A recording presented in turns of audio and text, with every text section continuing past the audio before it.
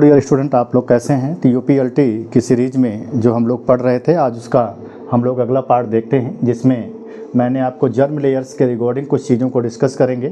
कि जो हमारी जर्म लेयर्स होती है वो क्या होती है। दो तरह की देखने को मिलती है, एक हमारी डिप्लोब्लास्टिक होती है, दूसरी क्या होती है, ट्रिप्लोब्लास्टिक होती है। डिप्लोब्लास्टिक वो होती है जिसकी बॉडी वाल क्या होती है, दो जर्म लेयर से क्या होती है मिल करके बनती है, जिसमें एक्टोडर्म और क्या होती है, एंडोडर्म होती है। और एक्टोडर्म और एंडोडर्म दोनों के बीच में क्या होती है, देखने को मिलती है कि मीजोग्लिया की लेयर पाई जाती है, जिसमें हमारे पोरीफेरा ग्रुप के मेंबर्स होते हैं, सेलेंटेटा के होते हैं, एज वेल एज क्या होते हैं, हमारे टिनोफोरा ग्रुप के मेंबर्स आते हैं। दूसरी ट्रिप्लोब्लास्टिक होती है जिसमें देखने को मिलता है कि जो बॉडी वाल होती है वो थ्री जर्म लेयर से क्या होती है मिल करके बनी हुई होती है, जिसमें देखने को मिलता है एक्टोडर्म, मीजोडर्म और एंडोडर्म। इट मीन्स तीनों जर्म लेयर का क्या होता है, फॉर्मेशन देखने को मिलता है, जिसमें देखने को मिलता है कि प्लेटीहेलमिन्थेस से लेकर के ऑनवर्ड हमारे जितने भी कार्डियड ग्रुप के मेंबर्स होते हैं सब में देखने को मिलता है।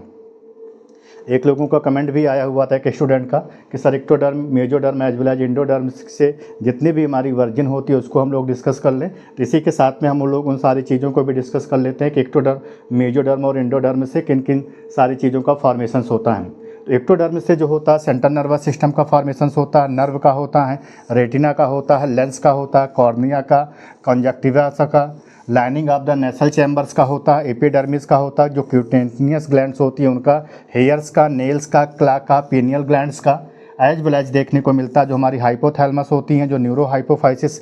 होती हैं,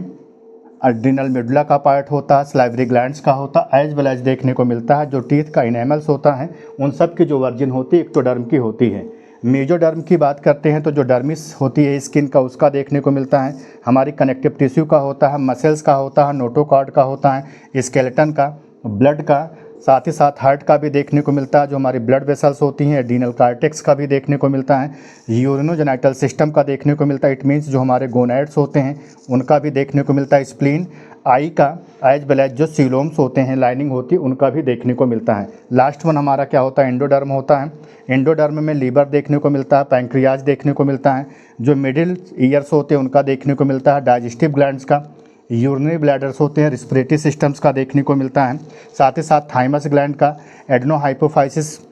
थायराइड का, पैराथायराइड का, एज वेल एज क्या होती है हमारे यूरेथ्रा का देखने को मिलता है। तो ये तो था हमारा ectoderm, mesoderm as well as endoderm का। धन्यवाद, जय हिंद।